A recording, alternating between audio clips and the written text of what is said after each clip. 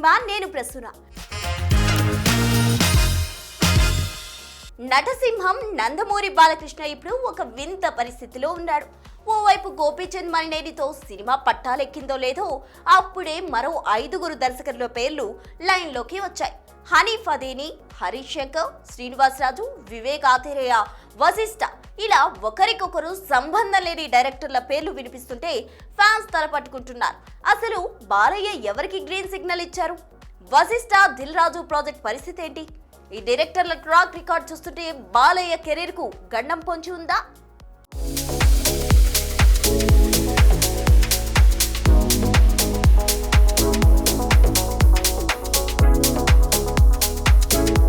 Balayya cinema అంటే ఒకప్పుడు పక్కా mass డైరెక్టర్లు ఉండేవారు. కానీ ఇప్పుడు సీన్ మారింది. 6 మంది దర్శకులు బాలయ్య చుట్టూ తిరుగుతున్నారు. కానీ అందులో ఎంతమందికి బాలయ్య మాస్ పల్స్ తెలుసు అన్నదే ఇప్పుడు పెద్ద ప్రశ్న. మలయాళంలో యాక్షన్ సినిమాలు తీసే హనీఫ్ అదేని పేరు వినిపించగానే అందరూ షాక్ అయ్యారు. మన నెగిటివిటీకి సంబంధం లేని మేకింగ్ తో బాలయ్యను ఎలా చూపిస్తాడో మరి. పైగా ఆయన గత సినిమాలు ఇక్కడ వర్కౌట్ అయినవి అంతంత మాత్రమే. ఇక హరీష్ శంకర్ పరిస్థితి మరీ విచిత్రం.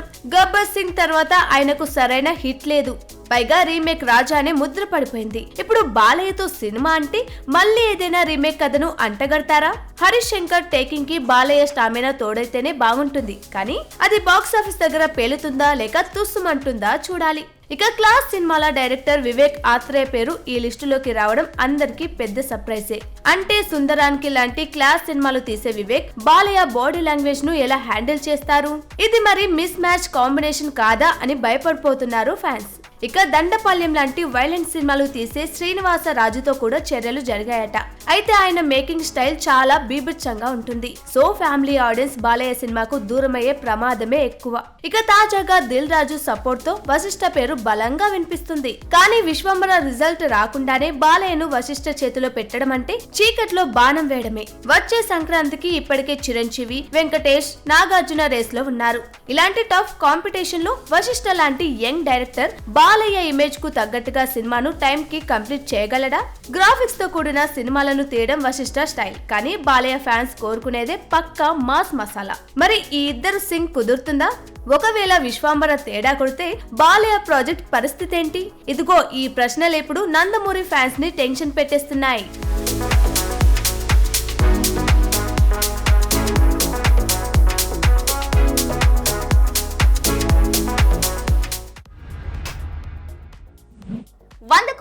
టాలీవుడ్ లో ఇదొక మ్యాజికల్ ఫిగర్. ఒకప్పుడు స్టార్ హీరోలకు మాత్రమే సాధ్యమైన ఈ ఫీట్ ఇప్పుడు టైప్ 2 హీరోలకు కూడా కేక్ వాక్ అయిపోయింది.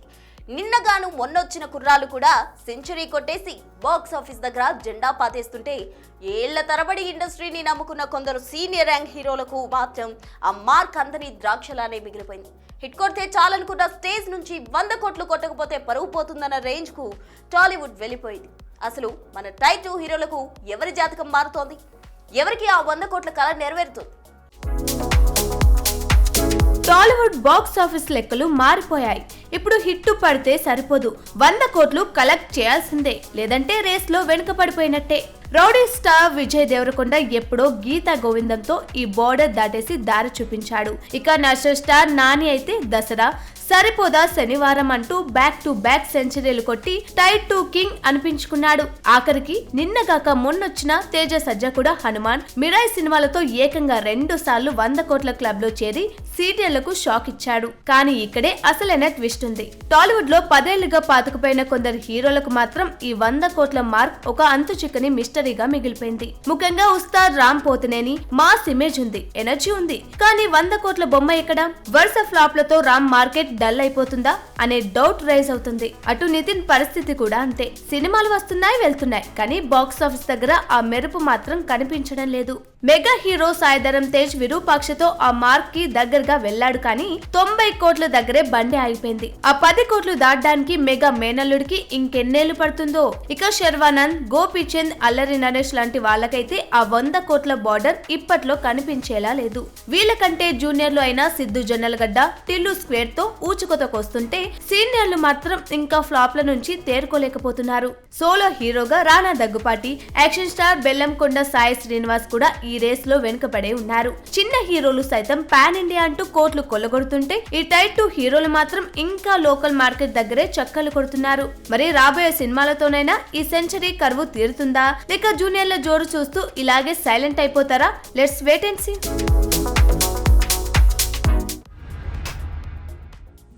Tollywood superstar Mahesh Babu fans ఇప్పుడు ఒక విచిత్రమైన అయోమయంలో ఉన్నారు. ఓ పక్క వారణాసి లాంటి గ్లోబల్ అడ్వెంచర్ సినిమా వస్తుందని సంబరపడాలో, లేక ఆ తర్వాత రాబోయే సినిమా గురించి వస్తున్న వార్తలు చూసి కంగారు పడాలో అర్థం కాని పరిస్థితి. ఎందుకంటే Mahesh next movie maverick director Sandeep Reddy వంగతో ఉండబోతుందట. వినడానికి ఇది క్రేజీ కాంబినేషన్ లా ఉన్నా దీని వెనుక ఉన్న అసలు రిస్క్ ఏంటి? జక్కన్న చెక్కిన శిల్పాన్ని వంగ తన డార్క్ షేడ్స్ తో డ్యామేజ్ చేయబోతున్నారా, లేక సందీప్ కు వేరే ఆప్షన్ లేకే మహేష్ వైపు చూస్తున్నారా? Let's watch this story.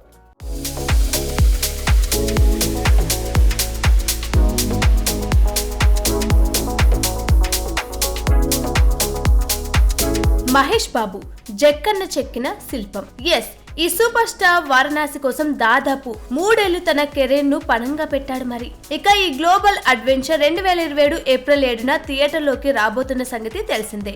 అయితే రాజమౌళి తర్వాత మహేష్ నెక్స్ట్ ఏంటి అంటే వినిపిస్తున్న పేరు సందీప్ రెడ్డి వంగ. ఈ కాంబినేషన్ వినడానికి బాగున్నా డెప్త్ గా ఆలోచిస్తే రిస్క్ కాస్త గట్టిగానే కనిపిస్తుంది. సందీప్ వంగ అంటేనే అండర్ కంటెంట్, మిసోజనిస్ట్ డైలాగులు, విపరీతమైన బ్లడ్ బాత్. మరి పక్కా ఫ్యామిలీ ఆడియన్స్ బేస్ ఉన్న మహేష్ బాబు వంగ మార్క్ బూత్ సినిమాలో నటిస్తే ఫ్యాన్స్ తలదించుకోవాల్సిన పరిస్థితి రావడం పక్కా. ప్రభాస్ ను బాహుబలి తర్వాత సరైన డైరెక్టర్లు దొరకక ఎంత ఇబ్బంది పడ్డారో చూస్తుంటే ఇప్పుడు మహేష్ బాబు కూడా అదే బాటలో వెళ్తున్నట్టే కనిపిస్తుంది. రాజమౌళి కష్టపడి సంపాదించి పెట్టిన ఇంటర్నేషనల్ ఇమేజ్ ను వంగ తన రెగ్యులర్ డార్క్ ఫార్ములాతో బూర్దలో పోసిన పన్నీరు చేస్తాడా ఏంటి అని చెవులు గొనుక్కుంటున్నారట మూవీ లవర్స్. ఇక మరో షాకింగ్ అనాలిసిస్ ఏంటంటే సందీప్ రెడ్డి వంగకు ఇప్పుడు మహేష్ తప్ప వేరే దారి లేదనే టాక్ వినిపిస్తోంది. Ranbir Kapoor Ramayana, love and war సినిమాతో 3 ఏళ్ల వరకు బిజీ. అల్లు అర్జున్ చేతిలో అట్లీ, లోకేష్ కనకరాజ్, త్రివిక్రమ్ ప్రాజెక్టులు లైన్ లో ఉన్నాయి. అంటే వారెవరిప్పుడు సందీప్ కి డేట్స్ ఇచ్చే పరిస్థితి లేదు. అందుకే తన స్పిరిట్ తర్వాత ఖాళీగా ఉన్న మహేష్ ను సందీప్ లాక్ చేయాలని చూస్తున్నాడు కాబోలు. 2027 ఆగస్టు 9న అంటే మహేష్ బాబు బర్త్డే రోజే ఈ సినిమా షూటింగ్ మొదలవుతుందని కొందరు అంటున్నా, అది మహేష్ బాబు కెరీర్ లో ఒక బ్లాక్ డే అవుతుందా లేక బిగ్ డే అవుతుందా అనేది చూడాలి. ఏదేమైనా సందీప్ వంగ తన యానిమల్ బుద్ధిని మహేష్ బాబు మీద చూపిస్తే మాత్రం ఆ తర్వాత తలదించుకోవాల్సింది మాత్రం సూపర్ స్టార్ ఫ్యాన్సే.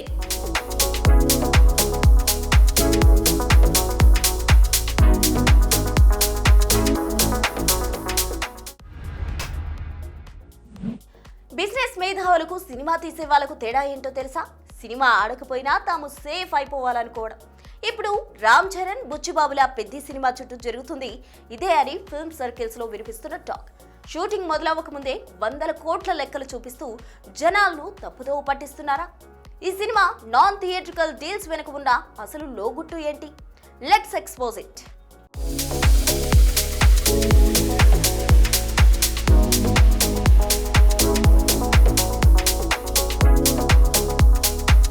సినిమా సెట్స్ పైకి వెళ్లక ముందే 100 కోట్ల బిజినెస్ లెక్కలు వినడానికి బాగానే ఉంటాయి. కానీ ఆ లెక్కలే సినిమా కొంప ముంచితే రామ్ చరణ్, బుచ్చిబాబు పెద్ద సినిమా చుట్టూ ఇప్పుడు ఇదే చర్చ నడుస్తుంది. ఓటీటీ మార్కెట్ బూమ్ తగ్గక ముందే 115 కోట్లకు నెట్ఫ్లిక్స్ లేదా అమెజాన్ లాంటి వారికి అమ్మేయడం గొప్ప విషయమే కావచ్చు. కానీ ఇప్పుడు ఆ ఓటీటీ ప్లాట్ఫామ్స్ తన అగ్రిమెంట్లను రీకన్సిడర్ చేస్తున్నాయి. రేపు సినిమా రిజల్ట్ తేడా కొడితే ఆ 115 కోట్లు నిర్మాత చేతికి వస్తాయా లేక వెనక్కి లాక్కుంటారా? కేవలం అంకెలు చూపించి క్రేజ్ పెంచుతున్నారా?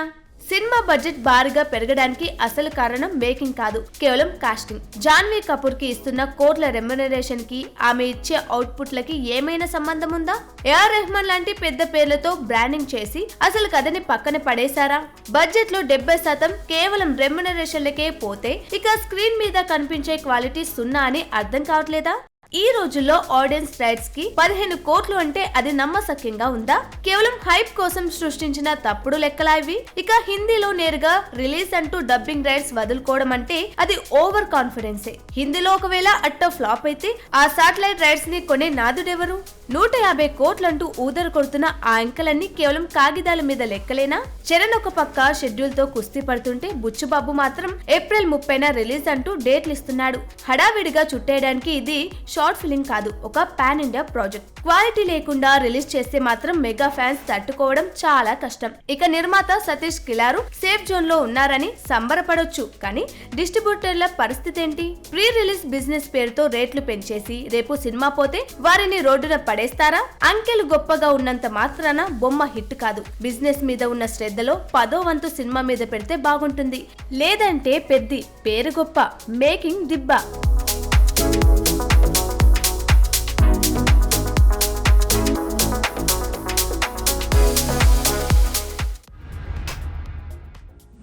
టాలీవుడ్ లో ఒక సినిమా మొదలైందంటే చాలు, అది పూర్తయ్యేలోపు ఎన్ని టైటిళ్లు మారతాయో, ఎన్ని పుకార్లు షికార్లు చేస్తాయో ఎవరికీ అర్థం కాదు.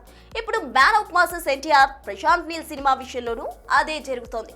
డ్రాగన్ అంటూ ఊదరగొట్టిన మేకర్స్ ఇప్పుడు ప్లేట్ ఫిరాయించారా? అసలు మేకర్స్ మైండ్ లో ఏముంది? కొత్తదనం కోసం కోట్లు ఖర్చు పెడుతున్నారా, లేక పాత టైటిల్స్ ను రీసైకిల్ చేస్తున్నారా?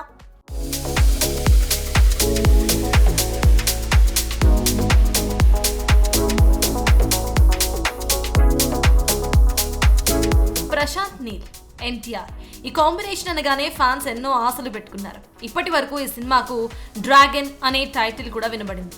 కానీ తాజాగా వినిపిస్తున్న వార్త చూస్తూ ఉంటే మేకర్స్ లో కన్ఫ్యూజన్ పీక్స్ లో ఉన్నట్టు కనిపిస్తోంది. ఈ భారీ యాక్షన్ డ్రామాకు బ్రూస్లీ అనే టైటిల్ పరిశీలనలో ఉందట. మరి ఎస్, మీరు విన్నది నిజమే. 10 ఏళ్ల క్రితం mega power star Ram Charan వాడేసిన టైటిల్ ను ఇప్పుడు తారక్ సినిమాకు పెట్టుకోవడం ఏంటి? టాలీవుడ్ లో టైటిల్స్ కరువు వచ్చిందా, లేక ప్రశాంత్ నీల్ తన మార్క్ ఒరిజినాలిటీని కోల్పోతున్నాడా? జోర్దాన్ ఎడారిలో కోట్లు ఖర్చు పెట్టి యాక్షన్ సీక్వెన్స్ తీస్తున్నారు సరే, కానీ టైటిల్ విషయంలో మాత్రం ఇంత వీక్ డెసిషన్ ఏంటని పెదవి విరుస్తున్నారు నెటిజన్లు. రామ్ చరణ్ బ్రూస్లీనే సోదిలో లేకుండా పోయింది. అలాంటి టైటిల్ ను మళ్ళీ తారక్ లాంటి పవర్ఫుల్ హీరోకి అంటగట్టడం వెనుక మతలవేమిటో నీల్ వారే సెలవివ్వాలి. గతంలో డ్రాగన్ అనేది కేవలం వర్కింగ్ టైటిల్ మాత్రమే అని మేకర్స్ చెప్పారు. మరి అప్పటి నుండి ఒక పవర్ఫుల్ టైటిల్ వెతుక్కోలేకపోయారా? మే 20న తారక్ పుట్టినరోజు నాడు ఏదో అద్భుతం జరగబోతోందని ఎదురు చూస్తున్న ఫ్యాన్స్ కి ఈ సెకండ్ హ్యాండ్ టైటిల్ వార్త అస్సలు మింగుడు పడటం లేదు. విడుదల తేదీ 2026 జూన్ 25 అని అనౌన్స్ చేసిన టైటిల్ విషయంలో ఉన్న ఈ డైలమా సినిమా రిజల్ట్ పై ఎక్కడ ప్రభావం చూపిస్తోందో అని భయపడిపోతున్నారు తారక్ ఫ్యాన్స్. మరి ఈ కాపీ టైటిల్ రూమర్స్ పై మైత్రి మూవీ మేకర్స్ ఏమంటారో చూడాలి.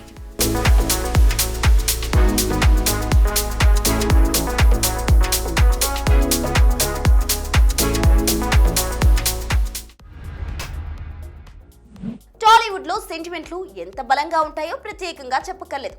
ముఖ్యంగా ఐరన్ లెగ్ ముద్ర పడితే ఏ హీరోయిన్ కెరీర్ అయినా క్లోజ్ అయిపోయినట్టే. కానీ పవర్ స్టార్ పవన్ కళ్యాణ్ సినిమాలో ఇప్పుడు ఒక షాకింగ్ ఎంట్రీ వినిపిస్తోంది. అఖిల్ ఏజెంట్ తో వచ్చి డిజాస్టర్ అందుకున్న సాక్షి వైద్యకు ఏకంగా పవన్ సరసన ఛాన్స్ ఇచ్చారట. అసలు సురేందర్ రెడ్డికి ఏమైంది? ఫ్లాప్ హీరోయిన్స్ నే పట్టుకు వేలాడుతున్నారా? పవన్ క్రేజ్ ను ఈ డెసిషన్ డ్యామేజ్ చేస్తుందా?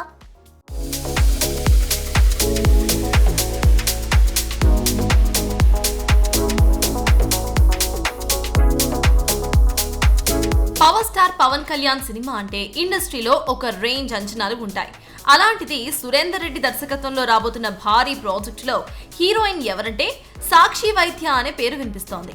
ఈ పేరు వినగానే తల్లు పట్టుకుంటున్నారు power star fans.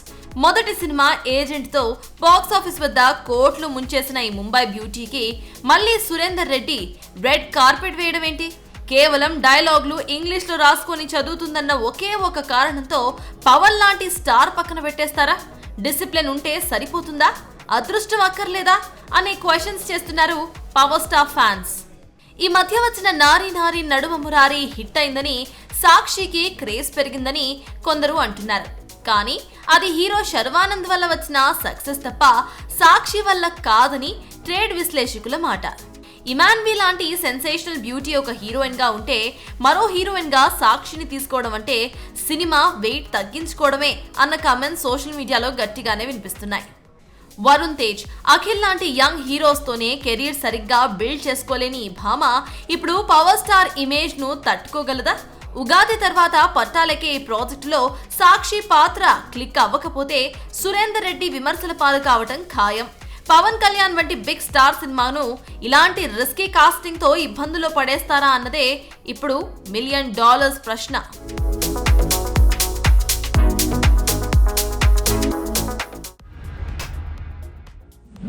Trishul visionary studios banner పై సత్యదేవ్, ఫరియా అబ్దుల్లా జంటగా నటిస్తున్న సరికొత్త సినిమా పూసా కార్యక్రమాలతో ఘనంగా ప్రారంభమైంది.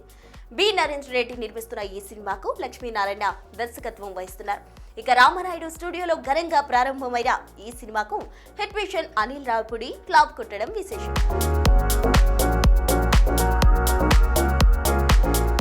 ఆ ఫ్రెండ్ నరేంద్ర గారు దూసుకుంటూ వెళ్ళిపోతున్నారు ముందుకి. సో ఆయనకి and my dearest friend Satyadev గారికి so I'm big congratulations on this and I'm wishing them all the very best to Satyadev garu. First time out and out ఒక కామెడీ ఎంటర్టైనర్ మూవీలో జానర్లో కనబడబోతున్నారు. కమర్షియల్గా ఈ సినిమా ఏ రేంజ్కి వెళ్తుందో నేను రాబోయే రోజుల్లో చెప్తాను. బట్ ఆయనకి one of the biggest black busters ఈ మూవీ అవుతుంది. అందరి పెదాల పైన ఉండే జానర్ అని చెప్తున్నా, అందరు నవ్వుతున్నారు వచ్చినక్కడి నుంచి. So thanks media for covering all this and అంతే, will be shooting soon. Thank you so much for coming. King of entertainment Shri Vishnu హీరోగా నూతన దర్శకుడు యదునాథ్ మారుతీరావు దర్శకత్వం వహించిన సినిమా విష్ణు విన్యాసం. హిలేరియస్ ఎంటర్టైనర్ గా రాబోతున్న ఈ సినిమాను శ్రీ సుబ్రహ్మణ్యేశ్వర సినిమాస్ బ్యానర్ పై సుమంత్ నాయుడు నిర్మించారు. ఇక ఈ సినిమా ఈ నెల 28న థియేటర్స్ లోకి రానున్న సందర్భంగా హైప్ ఎంటర్టైనింగ్ టీజర్ లాంచ్ చేసింది movie team. This love story is not your usual love story. So కొంచెం ట్విస్ట్, కొంచెం టర్న్స్, కొంచెం కాదు ఎక్కువ ఉంటాయి. సో మీరు 28 ఫెబ్కి చూడండి సినిమా. ఇంకా నేను ప్రీ రిలీజ్ ఈవెంట్లో మాట్లాడతాను. మార్నింగే ఎడిట్ రూమ్ నుంచి సినిమా చూడటం జరిగింది. అదే కాన్ఫరెన్స్ మీద ఇక్కడికి వచ్చాను. మీరు విష్ణు గారి నుంచి ఏదైతే ఎక్స్పెక్ట్ చేస్తున్నారో అది కంపల్సరీ ఈ విష్ణు విన్యాసం ఫిలింలో కంపల్సరీ ఉంటుంది. మీరందరూ మీ ఫ్యామిలీతో రండి. అవుట్ అండ్ అవుట్ కామెడీ అయితే ఉంటుంది.